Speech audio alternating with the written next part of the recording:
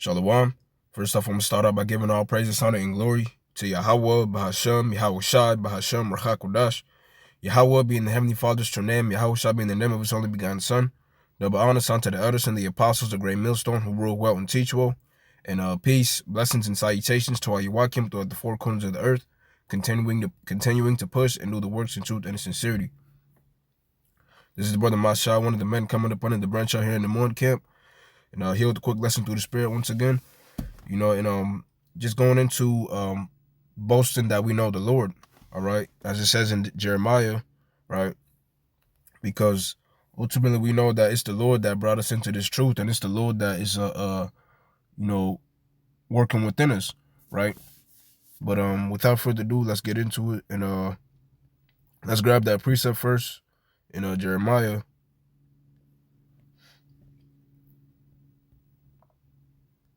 This is Jeremiah chapter 9 and verse 22.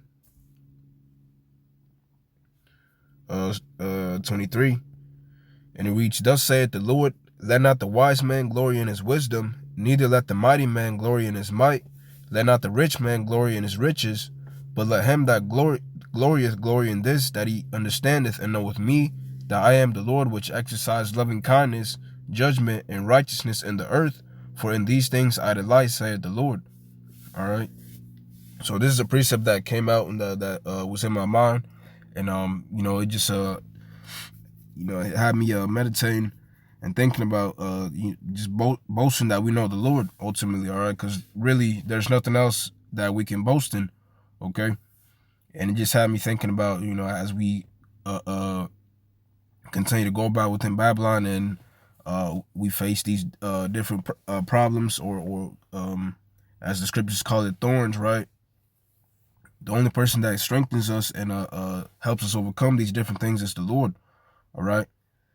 So let's grab 1 Corinthians, right?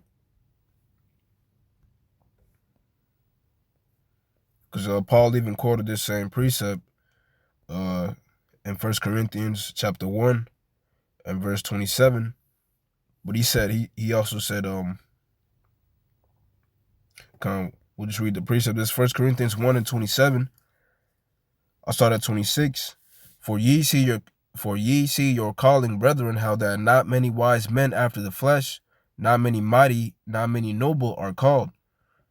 But the Most High had chosen the foolish things of the world to confound the wise, and the Most High had not chosen the weak things of the world to confound the things which are Salakia. And the Most High had chosen the weak things of the world to confound the things which are mighty. All right. So ultimately, it's all the works of the Lord. It's the Lord that called, that brought each and every individual that was able to understand this truth into this thing, right? And it's not there's not a lot of you know for wise men, like the scriptures call it, right? The Lord didn't want to choose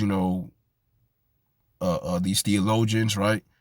These people with degrees, these business scholars, right? The Lord didn't want to choose those people who know a lot of things of this world. Nah, He chose the people, lowly men, right? Verse 28, "And base things of the world and things which are despised hath the Most High chosen, yea, and things which are not, to bring to naught things that are." All right. So what the Lord chose, lowly men to be able to understand this truth, and to confound the wise, okay? These theologians that think they know it, right? But my point in reading this, this is verse 29. That's the point, that no flesh should glory in His presence, okay? So this is ultimately just understanding that it's all the works of the Lord, all right? And it's just something that kind of been on my mind, and it's like, really, um, there's no glorying in whatever you personally did, or whatever the case may be, because everything is all the Lord, all right? It's the Lord that woke you up. It's the Lord that brought you into this truth, you know? It's the Lord that is allowing you to prosper it, right? Because like it says, now that I made that point, let me just grab this real quick.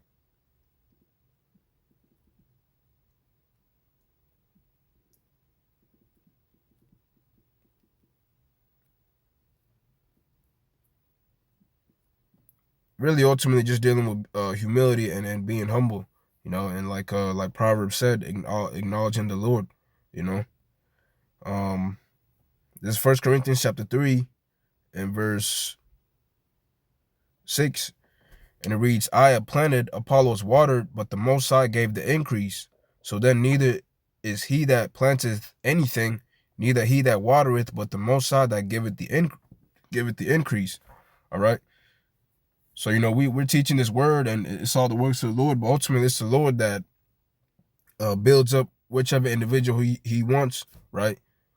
Or ultimately it's the elect, of course, the elect are the ones that's going to get built up, but we don't know, we can't point out and say right away, oh, that's an elect member, but it's the Lord that does the work and builds up that individual, right?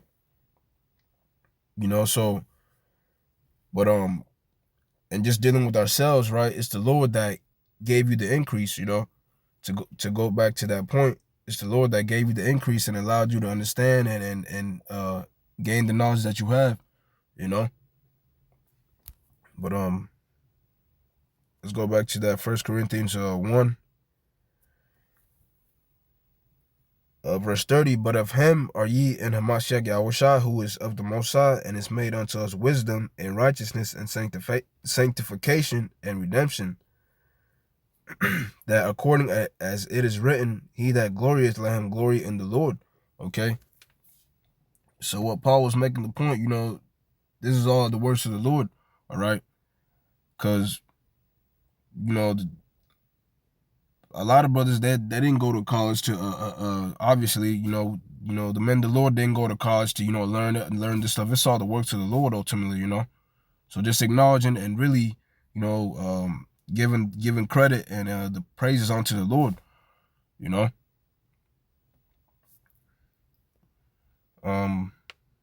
Let's get 2 Corinthians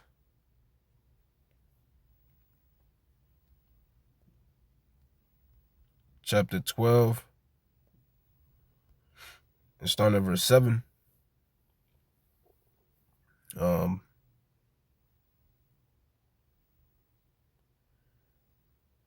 And it's all around just giving praises and unto the Lord for everything, for everything. This is 2 Corinthians chapter 12 and verse 7. And least I should be exalted above measure through the abundance of the revelations, that there was given to me a thorn in the flesh, the messenger of Satan, to buffet me, lest I should be exalted above measure. For this thing I besought the Lord thrice, that it might depart from me. And he said unto me, my grace is sufficient for thee, for my strength is made perfect in weakness. Most gladly, therefore, I will rather glory in my infirmities, that the power of Hamashiach may rest upon me. All right. So, pretty much just like he was saying, he was dealing with a thorn. He was dealing with something that in his life, that kind of held him back a little bit, or I don't want to say held him back, Salakia. I don't want to say that, but basically it was kind of like a crutch to keep him humble, right? Because he was saying at least he should be exalted above measure, that was giving him a thorn, and that thorn, when we apply it in our lives, it could be anything, right? Anything that any permanent situation or thing you might be dealing with, that is gonna it's the Lord, okay, that is gonna have to deliver you out of it, right? you know um and he said, what, the last part of verse 9, he said, most gladly therefore I will rather glory in my infirmities, that the power of Hamashiach may rest upon me. Okay, so what he's saying, glorying in his infirmities, pretty much, then the Lord, okay, lift you up and strengthen you to be able to endure, all right, or get over whatever it is that you're dealing with, right? Because like, I guess, as it says, for my strength is made perfect in weakness. So that's when the Lord is able to work, and you see the power of the Lord working in your life, you know.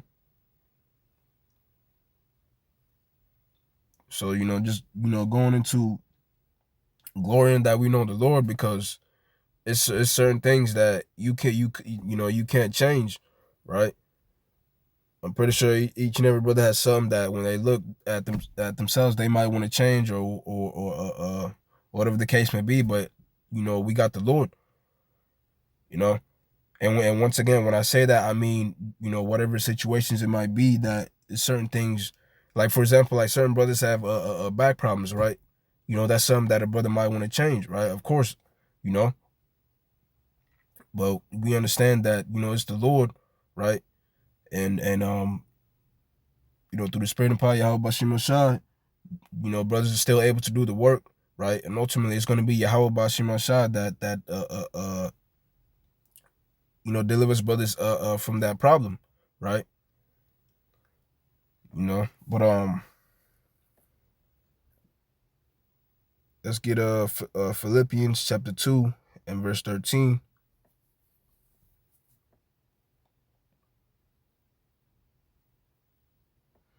Philippians chapter 2 and verse 13. For it is the Most High which worketh in you both to will and to do of his good pleasure. I'm gonna read 12. Wherefore, my beloved, as ye have always obeyed, not as in my presence only, but now much more in my absence, work out your own salvation with fear and trembling.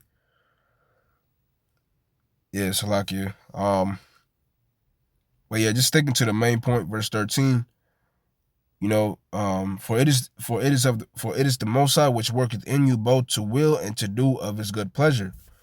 Okay, so it's the Lord that's working within each and every individual, that's able to understand this truth, to do of his will, and his good pleasure. So really, it's no boasting in ourselves. Like you just woke yourself up, you came out here, and different things you're learning out in this truth, whatever the case may be, whether it be learning how to be healthy, whatever the case may be, right? All that is of the Lord that put it within us to do those things, So, and ultimately, teaching and growing in the Word, all right.